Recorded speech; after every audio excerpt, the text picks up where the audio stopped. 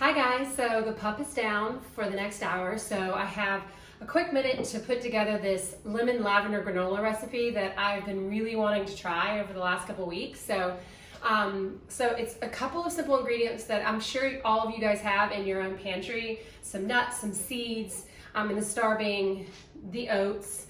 But the difference in just a typical granola recipe is we're gonna do that lemon acidic burst with that floral lavender flavor, which you don't typically see in granola. So I'm excited to show you how we put this all together.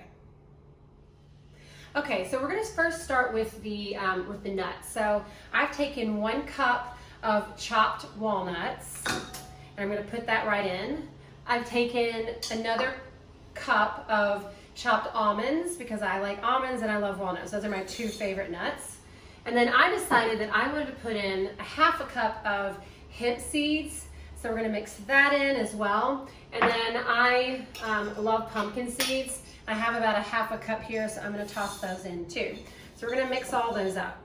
Then we're gonna take 3 cups of the oats. So you're gonna use just old-fashioned oats. I decided to use organic today, but we're gonna, you can use whatever you have laying around, but you definitely don't want to do the quick oats, do the old-fashioned. So we're gonna do 1 cup, let's see, 2 cups,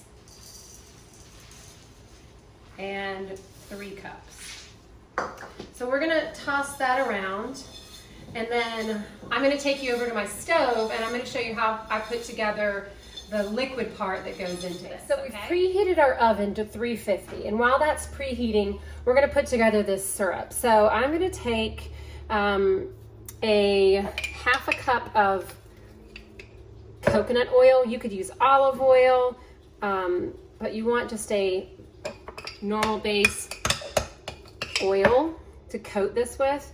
And you usually want about equal parts oil to sweetness. I mean, you can lessen the sweetness if you're trying to cut back on your sugar, but the oil is very important, so you don't want to cut back on that. So I try to do healthy oils. I love the flavors of coconut oil because it's a little sweeter as well, so it adds a little sweetness if you're trying to cut back on your sugar. So we're gonna pour that, and that's gonna need to melt. And then I'm gonna do equal parts. I want the sweetness, so I'm gonna do 1/2 cup of honey. And I'm using honey versus maple syrup because of the lavender. I think honey has less of a, like maple syrup is very strong in its maple flavors, and it might take away from the lavender. Honey might blend in a little bit better with those floral flavors, because a lot of times honey has floral in it. So we're gonna do that. We're gonna melt this down, and then we're adding in 2 tablespoons of lemon juice. And then I did a zest from 1 lemon, so I'm gonna put that in. It's about a tablespoon of lemon zest. And we're gonna melt this down and make sure that it's in a liquid form, because then we're gonna put it on our dry ingredients. There's a few other dry ingredients that we need to add in, and I'll do that in just a minute when I show you how to put this together.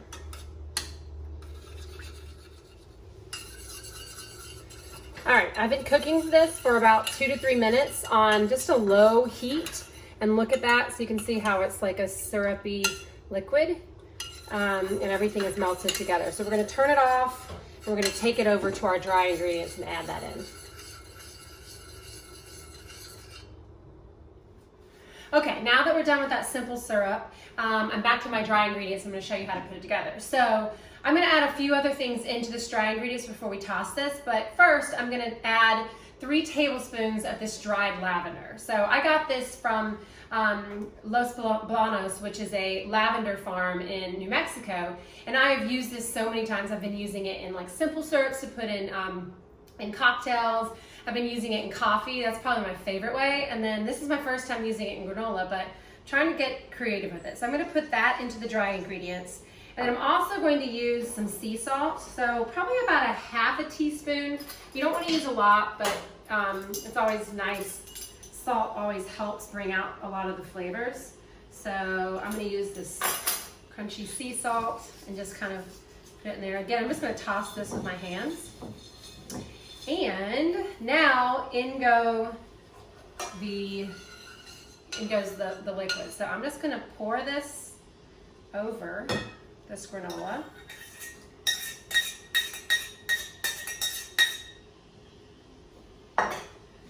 And we're gonna toss it. So I'm gonna try to move these things so you can see this. But I'm just tossing this granola with that liquid so that every piece becomes coated, because you want all those flavors to soak in to all the oats and the seeds and the nuts that we have in here. So, so just give it a nice toss, and then I'm going to put it on this this pan. I'm going to spread it out, and I'll show you what that looks like before I put it into the oven. But we're going to spread it out, and I'm going to put it in the oven for about 25 minutes, and we want it to be nice and golden. If you're adding fruit to yours, then you need to add that after you cook it, because it doesn't cook well and it does something to the fruit. So just nuts and seeds and oats into this. Okay, as you can see, I'm spreading this out. I've poured it onto the pan. I'm just going to evenly spread it out so that it evenly cooks. And you want to try to get as much space on this pan as possible so that every piece gets brown. And we are going to take it out halfway through and toss it. So I will show you what that's going to look like. But I already tasted a little bit of it and it tastes amazing. So I'm super excited. All right, so this goes into the oven for 25 minutes on a 350 oven. Okay, it's about halfway through, so I'm going to take it out and give it a nice toss, because the top part is nice and golden brown, as you can see. So I'm just going to take that and my little spatula and give it a nice toss so that everything gets evenly brown. Scrape up those side pieces, because those are actually really brown. And then just keep doing that till the whole thing is done, and then you evenly spread it out again. And if the end of the 25 minutes it's still not 100%, then you just leave it in there, because you want the entire thing to be nice and crispy and brown and not soggy in any way. Okay, so it's been 25 minutes. I'm going to take it out. And it's starting to actually burn a little bit, so I need to take it out. And it looks like this. So what we're going to do is just let it cool out of the oven. On top, the little pup is squeaking. I made him, we're having separation anxiety. Anyway, I'm going to let it cool. And if you really want to get those clusters, you want to kind of press down a little bit on so that it hardens like that. You'll get some nice clusters, and it's just going to dry. So I'm going to be back in a couple of hours. I'm going to show you what this end result granola looks like. It's my first time, so I'm excited too. Okay guys, I'm back. So I've let this sit for about 3 to 4 hours, because the longer that it sits, actually the crispier and the drier it is, which is what you want that your granola consistency to be. So I am just going to take this and kind of take the spatula across the bottom and get these crispy little chunky pieces up, which are my favorite parts of the granola. And then I'm going to put this in a jar, a sealed jar, and this will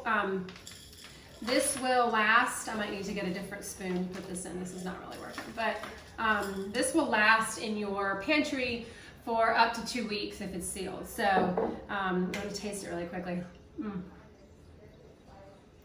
Oh my God, that is delicious.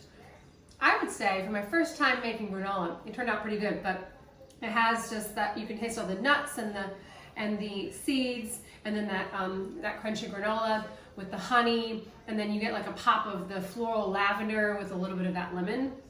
So, you can buy normal granola in the store, but I haven't seen lavender lemon anywhere. So this is a great recipe to try. Like I said, it was super easy, and you can wow your kids with a different taste that they've probably never had before. So excited for you guys to try this at home.